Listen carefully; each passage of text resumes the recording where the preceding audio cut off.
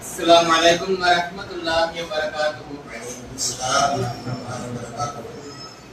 Nahmadullah al-azim wa nusalli wa nusallimu ala rasulihil karim amma ba'd. Faqad qala Allah ta'ala fil Qur'anil karim ba'da bismillahir rahmanir rahim. Qul hal yastawi alladhina ya'lamuna wal ladhina la ya'lamun. Sadaqallahul azim. Qala Nabi sallallahu alaihi wasallam fi hadithihi syarif Man salaka tariqan yaltamisu fihi ilman sahhala Allahu lahu tariqan ila al-jannah. Wa kama qala alaihi salatu wassalam. Alhamdulillah, இந்த புனித மஜ்லிஸை நடத்தக்கூடிய கண்டரமாணிக்க ஜமாத்தை சேர்ந்தவர்களுக்கும் இன்னும் தாய்மார்களுக்கும் இதற்கு சிறப்பு விருந்தினராக வந்துள்ள முஹம்மது ஃபாரூக் ஆலி மந்தாரி எங்களுடைய அத்தா அவர்களுக்கும் அஸ்ஸலாமு அலைக்கும் வரஹ்மத்துல்லாஹி வபரகாத்துஹு. கண்ணியமிக்கவர்களே, நம்முடைய இந்த போட்டியின் மூலமாக வெற்றி பெற்ற குழந்தைகளை பாராட்டு விழா நடத்துவது மூலமாக நமக்கு கிடைக்கக்கூடிய பெரும் பெரும் பலன்கள் என்னவென்று சொன்னால், முக்கியமான பலன்களில் 2 உள்ளது.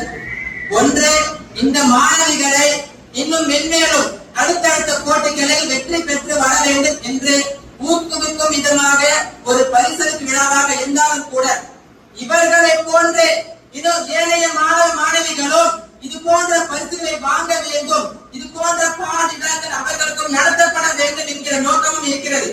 அல்ஹம்துலில்லாஹ், நம்முடைய கண்டரமாணிக்க ஊரை சேர்ந்த அஸ்மா பானு அவர்கள் மாவட்ட அளவிலான போட்டியில் முதல் பரிசும், அதே மாதிரி அரங்கோடி மாணவியை சேர்ந்த ஹலிமா பேகம் அவர்களும் பேச்சு போட்டியில் 2ஆம் பரிசை வென்றார்கள். 2ஆம் பரிசாக அவர்களுக்கு ஃப்ரிட்ஜ் போன்ற மிகப்பெரும் பரிசு கொடுக்கப்பட்டது. அதை விட மிகப்பெரும் பரிசாக தங்க நாணயத்தை இவர்களுக்கு கொடுக்கப்பட்டது. இது போன்ற பரிசுகளை எல்லாம் ஆக உயர்ந்த மனிதர்களால் கூட தர முடியாத பரிசுகள். இன்னைக்கு பெரும்பாலான பிள்ளைகளுக்கு ஒரு மிகப்பெரும் கனவு என்னவா இருக்கும்? அவங்களை பெற்றெடுத்த தாய் தந்தைக்கு தங்க நாணயம் வாங்கி தர வேண்டும் என்ற ஆசை இல்லாத பிள்ளைகளாக யாரும் இருக்க முடியாது. ஆனால் அப்பேற்பட்ட கனவை இந்த சிறு வயதிலேயே இந்த மாணவி நிறைவேற்றுகிறார் என்று சொன்னால், இவர் எப்படிப்பட்ட ஒரு திறமை வாய்ந்த பெண்மணியாக இருப்பார் என்று அவர் தெரிந்து கொள்ள வேண்டும். அதே மாதிரி பேச்சு போட்டி பொறுத்த வரைக்கும் இன்னைக்கு எத்தனையோ மனிதர்கள் ஒரு மேலே ஏறி பேச சொன்னாக்க அவங்களுடைய கை கால் நடுங்க உதறும். சாதாரணமா நம்ம மக்களுக்கு மத்தியில எந்த ஒரு மேடையும் எந்த ஒரு மைக்கும் இல்லாம பேசுகிறோம் சொன்னாக்கா அது வேற, அப்ப நல்லா பேச முடியும். ஆனா இது போன்ற சபைகளில் ஒரு மேடை ஏறி பல உலமாக்களுக்கு மத்தியில் பல ஜமாத்தார் மத்தியில முன்னிலை வகத்தை பேசுறாங்கன்னு சொன்னா அதுக்கும் தனி ஆற்றல் வேண்டும், அதற்கும் தனி பேச்சாற்றல் வேண்டும். அப்பேற்பட்ட பேச்சாற்றல் மிக்க மாணவியாக இந்த மாணவி இங்க இருக்கிறார். ஆக இந்த 2 மாணவிகள் நம்முடைய சிவகங்கை மாவட்ட அளவிலான போட்டியில வெற்றி பெற்றதாக என்று சொன்னால், அது நம்முடைய வட்டாரத்திற்கும் ஒரு மிகப்பெரும் ஒரு பெருமிதமாக தான் நாம் கருத வேண்டும். இதே மாதிரி ஏராளமான மாணவ மாணவிகள் உருவாக வேண்டும். அதுதான் நம்முடைய கனவும் கூட, அது நம்ம லட்சியமும் கூட. சுருக்கமாக ஒரு சில விஷயங்களை மட்டும் நிறைவு கருதுகிறேன். இத்பானி குணம் மாலிக் ரலியல்லாஹு அன்ஹு சொல்லி ஒரு சஹாபி இருந்தார். அந்த சஹாபி ஒரு புதிதாக வீடு கட்டியிருக்கார். அந்த வீட்டுல தொழுக வைக்கிறதுக்குன்னு சொல்லி ஒரு இடத்தை ஒதுக்கி அந்த இடத்துல முதலாவதாக ரசூலுல்லாஹ் வந்து தொழுக வைக்கணும்னு சொல்லி ஆசைப்படுறார். அப்ப அந்த தொழுகையை தொழு வைப்பதற்காக ரசூலுல்லாஹ் வந்து தொழுக வைக்கிறாங்க. தொழுக வச்சுட்டு அதுக்கப்புறமா சொல்றாங்க, இந்த இடத்துல நீ பர்து தொழுகை மட்டும் தொழுதுவான்னு சொல்லி போயிடுறாங்க. அப்ப இந்த ஹதீஸுக்கு விளக்கம் இருக்கக்கூடிய ஒரு ஹதீஸ்ல சொல்றாங்க, என்ன சொல்றாங்க அப்படின்னு சொன்னா, இந்த தொழுகை அதாவது பர்து தொழுகை மட்டும்தான் நம்ம பள்ளிவாசல தொழுகணும். சுன்னத்தின் நஃபில் போன்ற தொழுகைய வீட்டுல தொழுகிறதா சிறப்புன்னு சொல்லி எடுக்கிறாங்க. கண்ணியமிக்கவர்களே, பள்ளிவாசலை விட வேற எந்த இடமும் சுத்தமானது கிடையாது. ஆக சுத்தமான மக்களுக்கு இடம் பள்ளிவாசல் தான். ஆனால் சுன்னத்து நஃபில் போன்ற இடங்களை தொழுவதற்காக பள்ளிவாசல் தொழுகாதீர்கள், வீட்டிற்கு சென்று தொழுகை என்பதாக கிதாபில் எழுதுறாங்க.